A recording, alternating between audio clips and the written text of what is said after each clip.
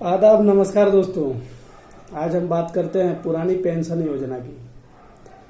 जितनी भी पुरानी पेंशन योजना है उसको लागू करने के लिए भारत सरकार जो है राजी नहीं है, और जो पेंशन भोगी लोग हैं वो लगातार आंदोलन कर रहे हैं, और यूपी से लेकर महाराष्ट्र तक सभी यहाँ आंदोलन हो रहा है, और लगभग कई महीने और कई हफ्तों से आंदोलन हो रहा है।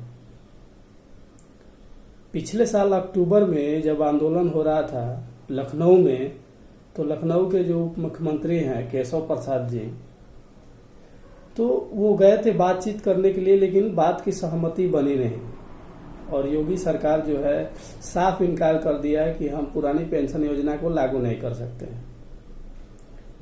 और इसी सवाल को लेकर पिछले साल जो चुनाव हुआ हिमाचल प्रदेश में, तो कांग्रेस ने अपना गारंटी वादा किया था कि अगर हमारी सरकार बनती है तो हम पुरानी पेंशन योजना को लागू करेंगे, और वो लगभग लागू भी हो गया है। आंदोलन के बदौलत 5 राज्यों में लागू हो गया है, लेकिन जहां बीजेपी के शासित जो राज्य हैं वहां लागू नहीं हो रहा है। सरकार ये बोल रही है अगर पुरानी पेंशन योजना को हम लागू करते हैं तो वित्तीय व्यवस्था पर लोड पड़ेगा, हमारे पास बजट नहीं है, पैसा नहीं है। और महाराष्ट्र सरकार जो है इसको साफ तौर पे इनकार कर दिया है।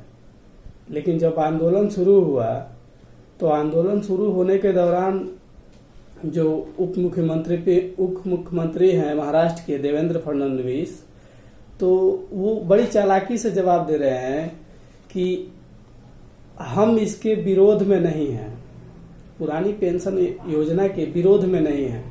मतलब साफ है कि अपने बयानों से पलट रहे हैं, और ये भी नहीं कह रहे हैं कि हम लागू करेंगे। तो इस सरकार का रवैया ही शुरू से यही रहा है कि जब से 2014 से बीजेपी सत्ता में आई है, बिना आंदोलन का कोई भी काम नहीं हो रहा है।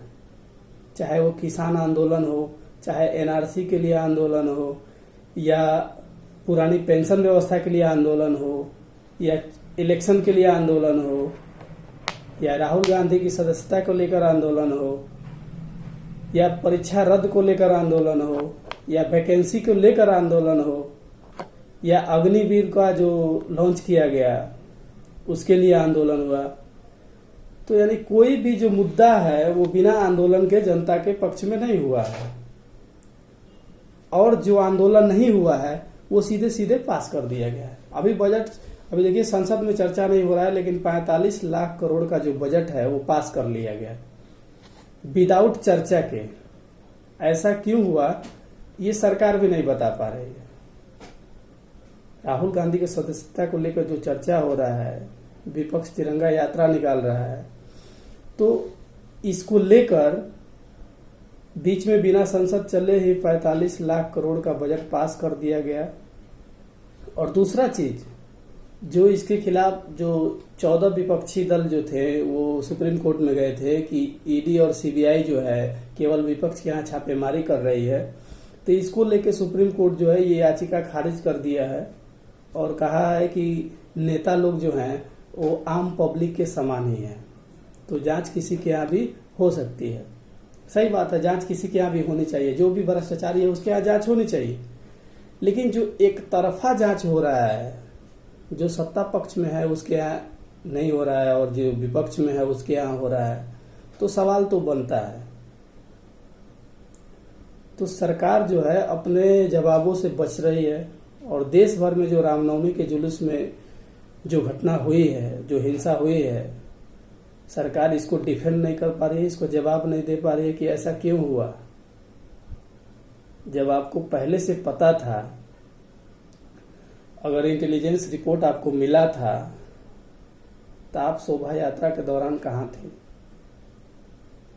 और अभी लगभग इस पर जो है विदेशी मीडिया का भी प्रतिक्रिया आ गया है, ओआईसी का भी प्रतिक्रिया आ गया है कि सरकार जो है सुनियोजित तरीके से ये करवा रही है। तो हम ये देख रहे हैं कि जब जब इलेक्शन हो रहा है, जब जब चुनाव हो रहा है भारत में, तब तक दंगा फसाद किया जा रहा है। आखिर क्यों?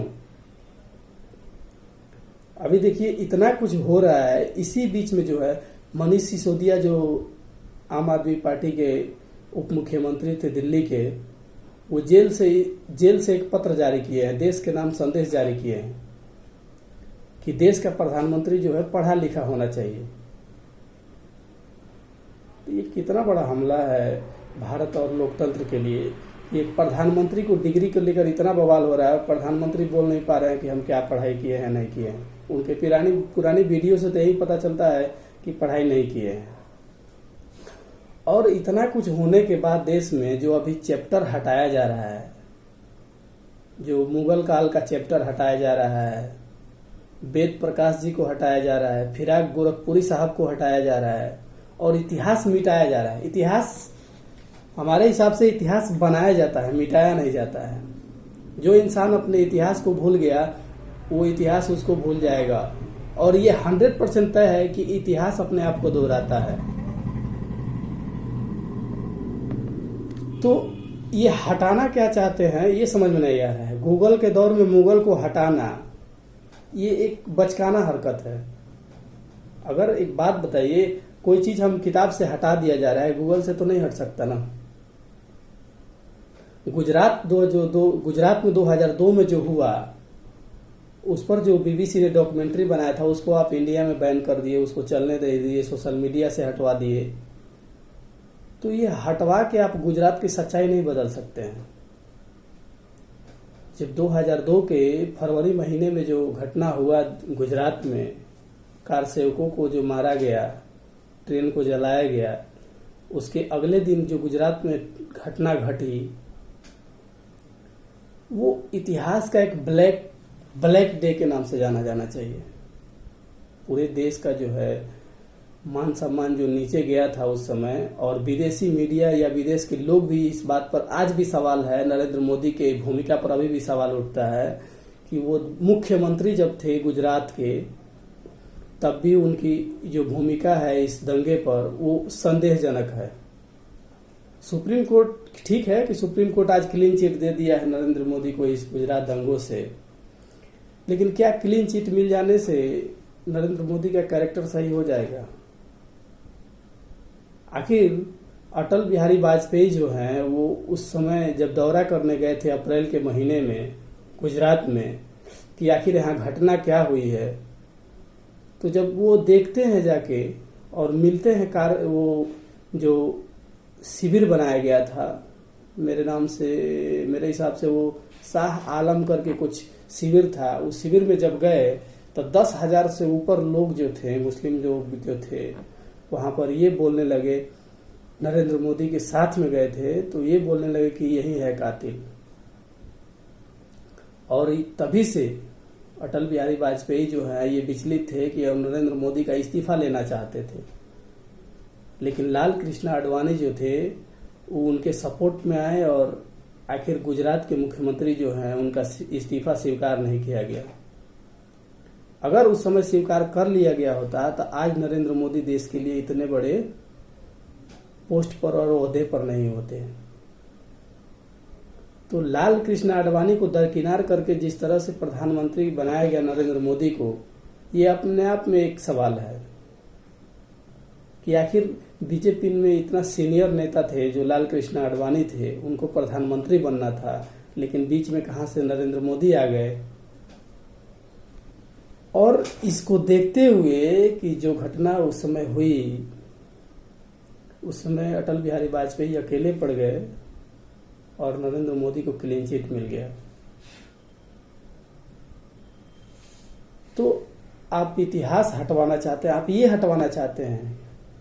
जब लाल कृष्ण आडवाणी और उस समय गए वाजपेयी तो उसमें पूछा गया, जब एक महिला पत्रकार ने अटल बिहारी वाजपेयी से पूछा कि आप इस मुख्यमंत्री को क्या नसीहत देना चाहेंगे, तो उन्होंने कहा कि हम गुजरात के मुख्यमंत्री जो नरेंद्र मोदी हैं उनको ये नसीहत देना चाहते हैं कि वो राजधर्म निभाएं। तो राजधर्म निभाने का क्या मतलब था? राजधर्म क्या निभाया गया उस समय? और उस समय से लेकर अब तक आप ये हटाना चाहते हैं कि उस समय आरएसएस को किस तरह से बैन किया गया था। आप ये हटाना चाहते हैं कि किस तरह से नरेंद्र मोदी को उस समय के तत्कालीन प्रधानमंत्री जो थे अटल बिहारी वाजपेयी ये बोले थे कि राजधर्म निभाइए, ये नसीहत दी थी। आप ये इतिहास से हटाना चाहते हैं। अगर आप मुगल काल को हटा रहे हैं तो लगे हाथ 200 साल जो अंग्रेज राज किए थे भारत पर, वो भी 200 साल हटा दीजिए। आप क्या लिखेंगे, क्या क्या बुलवाएंगे इस देश को? क्या बताएंगे कि ताजमहल कौन बनवाया था? क्या अपने विद्यार्थी को क्या पढ़ाएंगे कि ताजमहल कौन बनवाया था? नरेंद्र मोदी बनवाए थे। आप क्या बताएंगे कि लाल किला कौन बनवाया था, जिस पर आज 75 सालों से आप झंडा फहराते आए हैं, देश की आज़ादी को लेकर, गणतंत्र दिवस को लेकर, स्वतंत्र दिवस को लेकर आप भाषण देते हैं जो लाल किले पर चढ़कर। अगर कोई पूछता है कि वो कौन बनवाया है, कल आपकी जनरेशन ये पूछती है कि कौन बनवाया है, आप क्या जवाब देंगे? मुगल इस देश में आए थे, लेकिन कभी भी वो इस देश को लूटना नहीं चाहते थे। इस देश को अपना देश बनाया और यहीं पे रहे और यहीं पे मर गए। जब मुगल वंश के अंतिम शासक फिरोज शाह जफर के दोनों बेटे को थाली में उनका गर्दन काट के पेश किया गया फिरोज शाह जफर को कि अब आप जो है इस देश का गद्दी छोड़िए और इसका बागडोर जो है हमारे हाथों में दे दीजिए। तब भी वो बूढ़ा इंसान था फिरोज शाह जफर, वो झुका नहीं, बोला हमें मार कर ही तुम इस भारत की गद्दी को हथिया सकते हो। और इतिहास इस बात का गवाह है। तो आप ये हटाना चाहते हैं। आप किस किस को हटाएंगे? क्या ये चैप्टर हटाना चाहते हैं कि महात्मा गांधी को मारने वाला आजाद भारत का पहला आतंकवादी नाथूराम गोडसे था? आप ये हटाना चाहते हैं। आप इतिहास को बदलकर अपने आप को नहीं बदल सकते। अगर बदलने से ही विकास हो रहा है, आपकी तो शुरू से मंशा रही है, जब से आपकी सरकार आई है या योगी सरकार आई है, चाहे नरेंद्र मोदी की सरकार आई है, आप नाम बदलने में बिजी हैं। अगर नाम बदलने से ही विकास हो रहा है तो इंडिया का नाम बदल के अमेरिका रख दीजिए, हो जाएगा विकास। तो विकास नाम बदलने से नहीं हो जाएगा, काम करने से हो जाएगा। अगर आप काम किए होते तो आज कर्नाटका में जो इलेक्शन हो रहा है, आप वहां टीपू सुल्तान के बारे में अफवाह फैला रहे हैं, आप वहां हिंदू मुस्लिम का बात कर रहे हैं। अगर आप काम किए तो काम की बात कीजिए ना। अभी कर्नाटका में जो आपकी सरकार है, बीजेपी की इतनी दिनों से जो सरकार है, जिस पर आरोप लग रहा है कि 40% का ही सरकार है, कोई भी काम करवाइए, सीएम को 40% हिस्सा दीजिए, आपका काम हो जाएगा। आप ये छवि बना के रखें। आपका जो बीजेपी का अध्यक्ष है तेलंगाना का, वो मैट्रिक के पेपर लीक में पकड़ा जा रहा है। ये कितना शर्म की बात है कि आपका बीजेपी का अध्यक्ष है, सांसद है, और वो मैट्रिक के पेपर लीक के मामले में पकड़ा जा रहा है। आप इस पर सीबीआई जांच नहीं करवाएंगे? आप सीबीआई जांच करवाएंगे लालू यादव के यहाँ, मनीष सिसोदिया के यहाँ, करवाइए ना जांच आप। अभी जो बिहार में घटना हुई है, जो हिंसा हुई है रामनवमी के जुलूस पर बिहार और बंगाल में, आप एनआईए से जांच करवाएंगे बंगाल के लिए, बंगाल हाईकोर्ट चले गए आप। तो जब आपको जांच करने का ही मंशा था, तो जब आप बिहार में गए, आपको तो प्री प्लानिंग से आप गए। जिस जगह पर घटना हुई है वहां जाके हमको समीक्षा करना चाहिए। जब आप गृह मंत्री हैं, भारत सरकार के गृह मंत्री हैं, तो आपको ये समीक्षा लेना चाहिए कि आखिर दंगा कैसे हुआ, कौन भड़काया, इस पर कार्रवाई करना चाहिए। तो आप वहां जाके अपना सियासी ये सीख रहे हैं। ये गृह मंत्री का भाषा है। गृह मंत्री आप बोल रहे हैं कि ठीक है, हमें आप बिहार का 40 में से 40 लोकसभा सीट दीजिए, जो दंगा करने वाले को उल्टा लटका देंगे। आप ये उल्टा लटका रहे हैं। ये गृह मंत्री का भाषा है। बेशक जो गलती कर रहा है उस पर कार्रवाई कीजिए आप, इसमें कौन आपको रोकने जा रहा है। लेकिन इस तरह का भाषा आप वहां जाके बोल रहे हैं जहां दंगा हुआ है। आप तो अपना सियासी करने गए हैं कि आप 40 में से 40 सीट दीजिए, हम दंगा करने वाले को उल्टा लटका देंगे, जबकि ऑलरेडी बिहार आपको दे चुकी है, आप ही की सरकार है। तो इसका मतलब ये हुआ, जो आपको वोट देगा 40 में से 40 सीट देगा तब आप बिहार के लिए सोचेंगे। आप जब से सत्ता में आए हैं नीतीश कुमार को ये आप प्रलोभन दे रहे हैं कि जब तक आप हमारी सत्ता में आइए, हमारी सरकार में आइए, हम बिहार को विशेष राज्य का दर्जा देंगे। आप ये लॉलीपॉप कब से 2014 से भुना रहे हैं। अगर कोई आपसे सवाल पूछ रहा है तो एंटी नेशनल हो गया, एंटी गैंग का हिस्सा हो गया, एंटी इंडिया का हिस्सा हो गया। आपके कानून मंत्री जो हैं वो कानून के रखवाले जो जज हैं उन्हीं को धमका रहे हैं। आपके जो हरियाणा के मुख्यमंत्री हैं मनोहर लाल खट्टर साहब, वो बोल रहे हैं एक जज है उसका माथा खराब हो गया, ठीक कर देंगे। आप ठीक करेंगे न्यायपालिका को? आपके मनमर्जी जो फैसला आएगा वो ठीक है। आप जो तमिलनाडु का वो मीडिया वन का चैनल जो है, आप उस पर 1.5 साल से बैन लगा के रखे हुए हैं कि देश विरोधी गतिविधियां हैं। आज सुप्रीम कोर्ट जो फैसला बदल रहा है, आप बंद लिफाफे में जो दे रहे हैं सरकार को लव लेटर, तो ये बंद लिफाफे का जो खत्म हो गया है।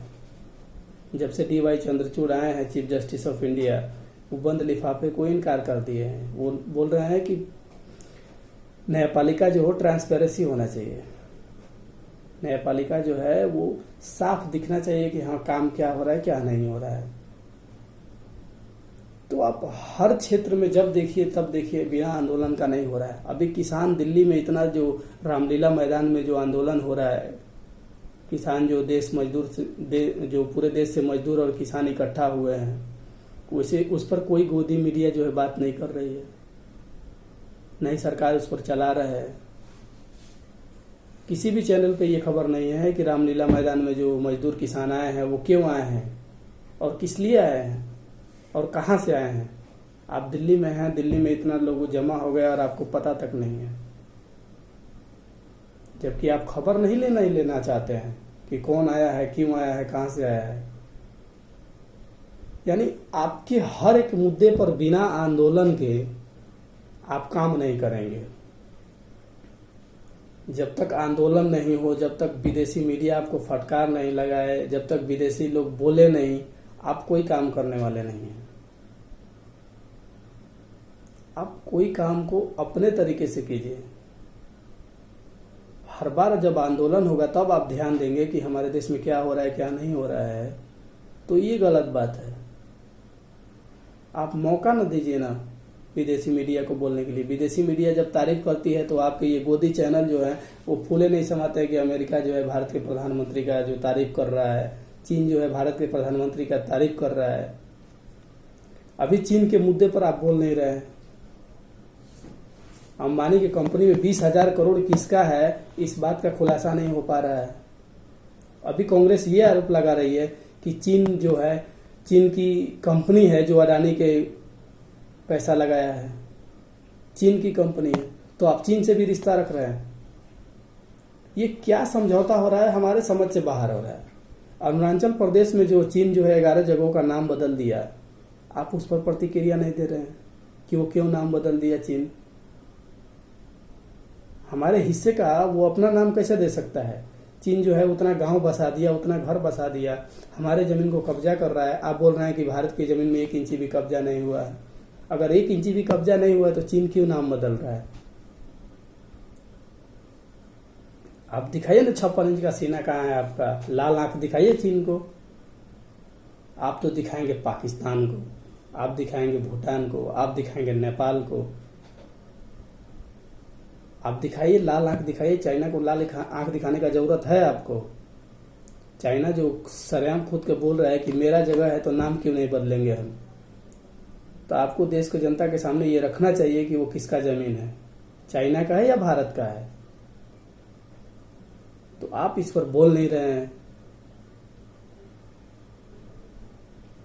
अभी आपका जो बीजेपी का 44वां स्थापना दिवस आप मना रहे हैं, इसमें भी आप 44 साल पूरे होने के बावजूद इतने दिन आप सत्ता में हैं, लगातार 2 बार से आप सत्ता में हैं, और अभी भी आप विक्टिम कार्ड खेल रहे हैं, इमोशनल कार्ड खेल रहे हैं जनता के साथ। हमें नहीं लगता आपको इमोशनल कार्ड खेलने की जरूरत है। अब जरूरत है आपको काम करने की। और 2024 के इलेक्शन को जीतने के लिए आप हर चीज करने के लिए तैयार हैं। तो बेहतर है कि आप 2024 के इलेक्शन में अपना मैनिफेस्टो जो लगाएं चुनाव के लिए वो काम के प्रति हो, न कि आप बात कर रहे हैं कि हम राम मंदिर बनवा रहे हैं, कश्मीर से धारा 370 हटा रहे हैं। तो इसमें विकास का बात नहीं हुआ, ये सब पिछली मुद्दा है। अगर कश्मीर से धारा 370 हटा है तो ये कश्मीर का मुद्दा है, ये कश्मीर को फायदा हुआ है, ये कश्मीर में आप बोल सकते हैं। इसका बिहार से क्या कनेक्शन है कि बिहार में आप ये बोलते हैं कि क्या हो रहा है, बिहार में हम ये किए हैं वो किए हैं, आप ये नहीं बोल सकते हैं। जो जहां का मुद्दा है वहां बात कीजिए। तो आप हमें दीजिए इजाजत और मिलते हैं कल फिर एक नए वीडियो के साथ। और हमारे चैनल को लाइक और सब्सक्राइब करते रहिए, कमेंट करते रहिए। अगर फेसबुक पेज पर देख रहे हैं तो आप फेसबुक पेज को फॉलो कीजिए। जय हिंद, जय भारत।